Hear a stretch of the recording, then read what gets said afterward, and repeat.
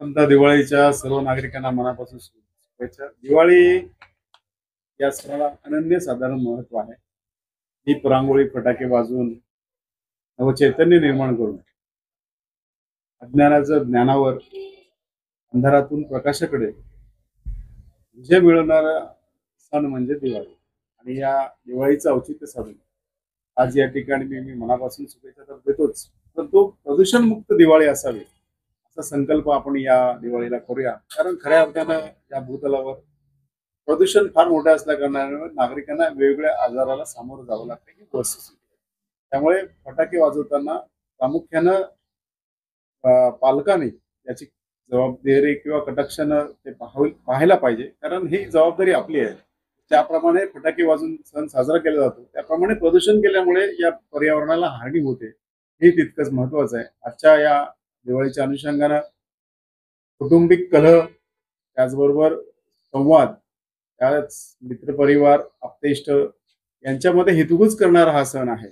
आणि या सणाला या ठिकाणी आपण सगळ्यांनी गुण्यागोविंदानं परराज्यातून, परजिल्ह्यातून आलेली मंडळी या ठिकाणी साजरी करतोय. आणि ही दिवाळी आपल्या सर्वांना सुख, समृद्धी, आरोग्यमय, भरभराटीत जावो हीच मनापासून शुभेच्छा. नवी मुंबई महानगरपालिकेच्या नवीन प्रभाग रचनेच्या अनुषंगानं सगळ्यांचीच या ठिकाणी दमछाक होते ही वस्तुस्थिती आहे. आणि प्रत्येक जण या ठिकाणी पाहायला गेलं तर काही ना काहीतरी प्रभागातील नागरिकांना देण्याचा प्रयत्न करतो. पण आम्ही गेली 20 वर्ष सातत्यानं या ठिकाणी सुगंध उठणं, दुःखाच्या घरी फराळ वाटणं, त्याचबरोबर किल्ले रांगोळी स्पर्धा ही जी 20 वर्षांची परंपरा आहे ती आम्ही या ठिकाणी आमचे सर्व कार्यकर्ते पदाधिकारी राखून आहेत. ही जबाबदारी या ठिकाणी आमचे पदाधिकारी कार्यकर्ते विलया पार करतात. लक्ष्मीपूजनच्या दिवशी आम्ही या किल्ले दर्शन आणि रांगोळी पाहण्याचं म्हणजे स्पर्धेचं परीक्षण या ठिकाणी सातत्याने करवलं. म्हणजे या दिवसामध्ये कधी बदल झाला नाही. जरी कोविड जरी काळ एक वर्ष सोडला तर इतर सगळे 19 वर्ष आम्ही तो सातत्यपूर्ण कार्यक्रम घेत आलेलो आहे. आणि या कार्यक्रमाला भरभरून नागरिकांचा, महिलांचा आणि तरुण वर्गांचा सहभाग असतो. यावेळेला थोडंसं वेगळं करण्याचा प्रामाणिक प्रयत्न आमचा असणार आहे.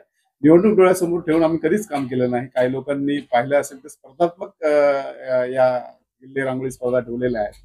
अशा त्याची गरज आहे. किल्ले याचे संवर्धन झालं पाहिजे. मुलांच्या मनावर ते बिंबवले गेले पाहिजे की किल्ले शिवाजी महाराजांनी का बांधले आणि कशासाठी बांधले, हे जे शिवरायांचा इतिहास आहे तो डोळ्यासमोर तेवढं ठेवणं हा उदात्त हेतू आहे. आणि महिलांच्या कलागुणांना वाव देण्याकरता रांगोळी स्पर्धा होणं गरजेचं आहे. असो हा एक या ठिकाणी आज राजकारणाचा भाग होऊ पाहतोय, परंतु आम्ही समाजकारणाच्या माध्यमातून ही दिवाळी या ठिकाणी साजरी करत आलोय. यापुढेही करत राहू हीच या दिनाच्या निमित्तानं मनापासून